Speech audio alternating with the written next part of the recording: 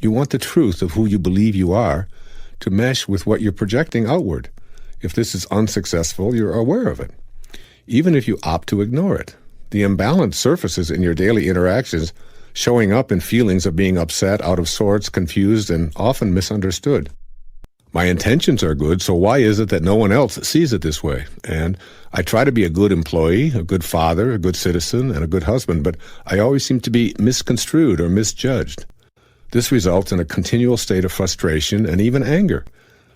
You need to make a decision to realign yourself on an energetic basis to get the scales balanced between your idealized self and your realized self, as perceived by the majority of people in your life. Restoring the balance through realignment. When you balance the way you want to be with the way you're being received, there's a distinctly pleasurable feeling of being in harmony with life. It's not that you're seeking approval or groveling for respect or love. It's more that you're in the world in a way that's congruent with your inner desires to be the kind of person you are. You accomplish this by first noticing when you're feeling misperceived, then determining if your words and actions match the truth of your inner thoughts. This alignment check will eventually and almost automatically give you a reading that compares what you're projecting outwardly with what you're inwardly wanting to express. Let's take a look at some of these indices. This alignment check calls for self-honesty along with a willingness to experience radical humility in the process. 1. I am a loving human being. If you both desire and believe this to be true about yourself, then you're 2/3 of the way toward being in balance on this principle. Your desire to be a loving person, and at the same time, your truth that you are a loving person, leaves only the third element, how others perceive you. Here are some ways of being that are counterproductive to being perceived as a loving human being and create an imbalance. Having a strong position of hatred toward anyone or any group of people, you're out of balance. Violence in any form, including aggressive verbal outbursts, you're out of balance. Support for weapons designed to produce megadeath explosions, you're out of balance. You enjoy being entertained by films portraying hatred and killing, you're out of balance. Verbally belittling others' beliefs and insisting that your beliefs are superior, you're out of balance. Let your thoughts of love become the driving force behind your unloving behaviors. This is true alignment. Begin looking at the world as a vast mirror reflecting back to you exactly what you are. If you truly are a loving human being, the world will look like a loving place to you, and this will be how you'll be perceived. You will have restored balance, and consequently, there will be no discrepancy between how you see yourself and what the world is reflecting back to you. If the world continues to look like an unloving and unlivable place, I urge you to keep examining the kind of energy that you're projecting outward. 2. I am a kind human being. You cannot be kind to me and unkind to your waiter and be in balance. When you persistently extend arrogance outward in the direction of other people, even if you feel justified in your actions, that's how you're perceived and defined. You need to know that you're not coming across as a balanced, kind person.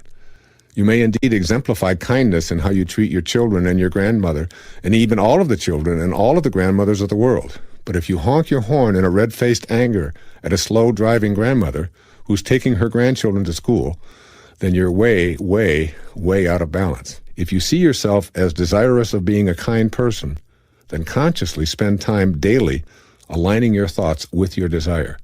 The universe will cooperate, bringing you more and more of that same kindness. 3. I am a joyful, happy human being. In this category, your feelings are the measurement you need to pay attention to. In fact, they require your undivided attention. Do you feel happy and content, or are you easily outraged over the misconduct of others? Does your joy turn quickly to despair when you read the newspapers or listen to the news? Do people around you really think that you're a happy camper in your daily life? Do you regularly hear others telling you to lighten up or chill out and stop letting yourself get so worked up? These are clues indicating the balance or imbalance between how you see yourself and what you project to others. The alignment check for this principle involves noticing your feelings and your ability to sustain them, along with feedback from people you trust. And 4. I am a non-judgmental human being. If you're truly non-judgmental, then it will be impossible for you to categorize or generalize individuals into groups such as old, Southern, uneducated, teeny boppers, belonging to red or blue states, conservatives, liberals, and so on. A stereotype is a judgment. You cannot be non-judgmental and be critical of the different ways people talk or eat or dress, socialize, dance, or anything else. If you believe that you're non-judgmental but admit that you have a tendency to generalize and criticize, then you're out of balance. You're due for a realignment so that your current thoughts and ultimately your behaviors will become a vibrational match to your inner self-portrait. Make a conscious decision to look for what is right and pleasing in others. Create a new habit of complimenting those around you. Decide that you're going to disregard stereotypes and refuse to engage in conversations that dwell on judging anyone. Turn judgments into blessings to restore the imbalance between how you want to be and how you're actually presenting yourself to the world. Rebalance this energy by sending a silent blessing to the person. On the non-judgmental side of the balance scale, think about how much love and support this person could use. I guarantee that you'll feel the difference internally and at the same time feel more compassionately connected to that individual. The energy of non-judgment is totally balanced as opposed to the energy of contempt, pity, or some other negative option. Become aware of all of your behaviors and feelings. Then attempt to determine if they match your vision of yourself and if that self-image is what others see. You'll immediately feel discord when you discover imbalance, and that's when you can choose to change habits to match your desires and restore equilibrium to your life. Whenever you're about to act, to do anything, if you have any conflict at all, you can ask yourself the question, is what I'm about to say, is what I'm about to do going to bring me peace, more peace in my life, or is it going to bring a sense of turmoil? Is there going to be some struggle, some anxiety as a result of what I'm going to say or what I'm going to do? If the answer is peace, then it's your highest self. If the answer is turmoil, struggle, anxiety, stress, then the answer is your ego. So now you've identified, and now you know how to act. The way to act is with the way that will bring you peace. Even if it seems inconsistent, the way to act is the way that will bring you peace. The second thing to do is to start to learn to go beyond this restriction that you've experienced in the physical plane. The restrictions of the physical plane are many. Begin to say, I can transcend that. In your mind, begin to look at yourself as living in that physical plane, but that's not who you are. So figure out ways in your own consciousness to just get past all of these limitations that are a part of your body and your world. The third is, wherever you go, refuse to defend yourself to anyone or to anything on the earth plane. You don't have to defend yourself. You don't have to prove yourself. You can just quietly be an effective human being and not get yourself into that position where you're arguing with someone over the rightness of how you feel. Just let go of that. And the higher part of you is saying, I want peace. I want peace. It's always there. Keep that in mind. And finally, learn to surrender and to trust in that wisdom that created you. The act of surrendering is letting go, detaching yourself from all of the beliefs that you have that it's important for you to be right and it's important for you to prove other people wrong and all of these kinds of things that keep you sort of in that restriction. Once you surrender and once you let go, you find yourself a whole lot freer in your life. To understand that you have a higher self and to know it and be aware of it is one thing, but to trust in it is quite something else. And the ways to put this principle into practice are, first of all, to keep in mind that you cannot go to a higher ground if you're hanging on to a lower level. That in order to get yourself to a higher place, a place of trust, you have to somehow recognize that all of the stuff that's going on in your life in a lower place is something you have to let go of. You have to trust that when you do let go, you're not going to be falling into the abyss. And I would recommend that you take a real rebellious attitude toward the philosophy which preaches that that you are not connected to the divine energy, that somehow this force that has many names is something that is outside of you, and you're not deserving of it. Until you know that you can trust in it, you can't use it and acknowledge it in your life. One of the things to do to practice this trust is to take the most serious problem that you have and turn it over to God. Affirm to yourself, I would like to show my trust in the divine force by simply turning my problems over to your divine hands. I can remember doing this with some of the things that I really struggled with at one time in my life, things that I just thought I couldn't get past. I remember going through relationship difficulties. I remember going through problems with drinking and things like this, where it just seemed like I wanted to get past it, and I just didn't know quite what to do. I can remember times when I would be stuck in my writing and not sure whether I could, and I would just stop and I would just say, all right, I'm going to turn this over. I'm going to trust. I'm going to trust. I'm going to surrender. And this concept of surrender is very, very important. So when you do this, it's just that simple act of getting down on your knees and staying there on your knees and just say, okay, I'm going to turn this over to something that is higher within myself. And the ego seems to go away, and the solution seems to be there for you. The presence of complete trust is evident in your life when you start to think and feel and do are all balanced, and they're all in harmony. This is called congruence. If you're congruent, your thoughts and your feelings and your behavior are all in harmony. If you're incongruent, you have one thought about, gee, I'd like to be able to do this, but then you feel another way about it, and then you act in a completely different way. And this is the cause of most of the struggles in our life, and it's also the thing that impedes the free flow of the divine force into your life. You have to trust in yourself. When you're trusting in yourself, you're trusting in this very wisdom that is the source of your life. And when you are congruent within and are feeling congruent, you are also beginning to act congruent. So work on congruency and look at the areas in your life in which you feel yourself to be incongruent. What do I think about this, and how do I feel, and how do I act? And try to bring them into harmony. And you'll start accessing this trust that is absolutely essential to the manifesting process. And of course, as always, you have to begin a meditation practice of contemplating the supreme principle, which is beyond the pettiness of this world.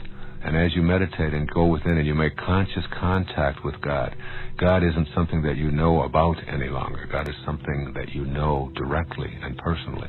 And once you have this direct conscious contact, this knowing, then trust is not anything that you'll ever have to work on again. Here are some of the signposts of a new direction. Your ego is less insistent on having attention placed on it. There was a time when I could dominate every conversation, no matter where I was, no matter who I was with, and if I was with my wife or whatever. And I could be glib and verbal and use quotations and talk and get people to gather around and endlessly take the spotlight.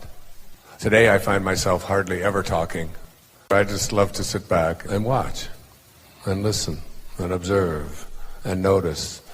Secondly, doing less, not more. Letting go and letting God becomes easier for you. Practicing non-interference. Boy, when I was writing Change Your Thoughts, Change Your Life and living that part of the Tao, I remember reading one of the verses and thinking,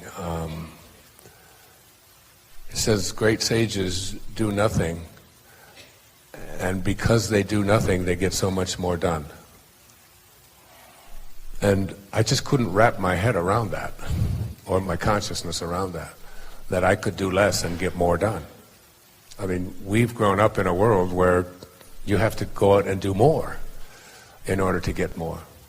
It says in the Tao, great sages accomplish great things by thinking small, rather than thinking big. That a journey of 1,000 miles begins with a single step. And the great sage just thinks of the single step and where they are. You get to a place where you're not trying so hard, but you're not failing at anything. You're just producing results, and you're not willing to judge the results, and it gets easier. Trying less. You begin to shun the spotlight. You begin to practice what the Tao taught me to practice, which is radical humility.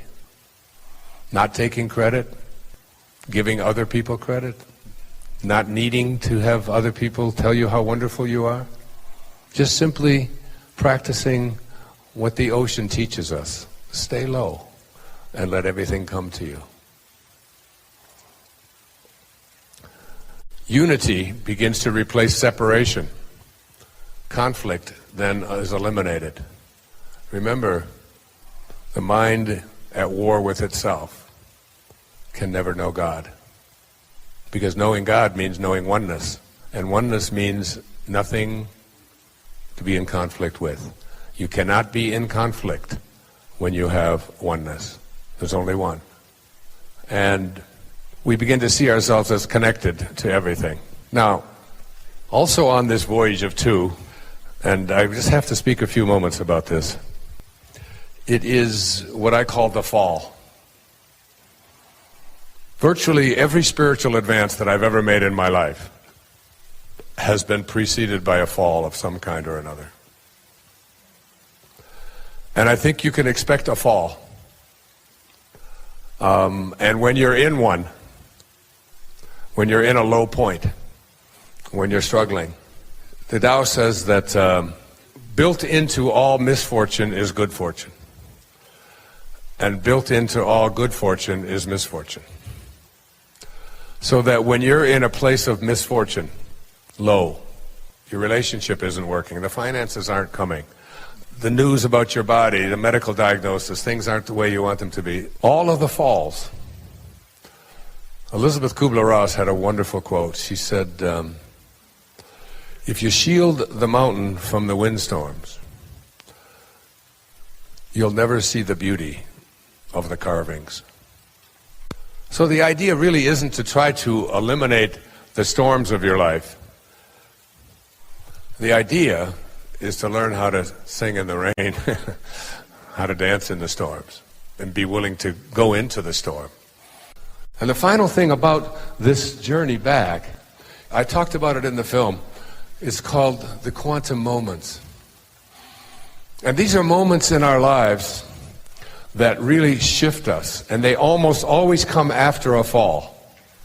So you have the fall, that as you have one of these falls, what you are doing is you are generating energy to propel yourself over the bar. If you remember in the film, I spoke about the night that I had one of the most shameful nights of my life, when I required my wife and our 5 little children, we had 5 children in 8 years, and they had closed the bar at the restaurant because someone the night before had served someone underage, and they wouldn't give me a beer with my meal. And I made everybody in the family be inconvenienced and get up and go to another restaurant because I was upset because I couldn't have my beer. Now that's a jerk. That's shameful behavior. It's hard for me to even admit it, but I'm better than I used to be. Now I'd only make them go 2 blocks instead of 3. No, I wouldn't do that. I wouldn't do that. And that morning, after that fall provided me with the energy. I began to think about myself. And what was I doing? How long has it been, Wayne, since you've gone without having a beer in the evening? I couldn't think of a day in the previous 2 decades. And what are you doing making your wife, who's had 5 children with you in 8 years, move? And you know what it means to move little children like that? You know, with all of the things that you have to take and put them in the cars and the seat belts and all of that, and none of it mattered to me. But that fall allowed me probably to be alive today. Because if I would have kept drinking the way I was, I wouldn't be alive today. It was going to kill me because alcohol's like sugar. I mean, and it's loaded with sugar, by the way. So these falls, when you have one, start looking for the energy and start seeing what it can bring to you as you move back. Let's now examine the elements that most of us agree define the essence of our Creator, along with how they can help us sensibly approach Him. 1. God is love.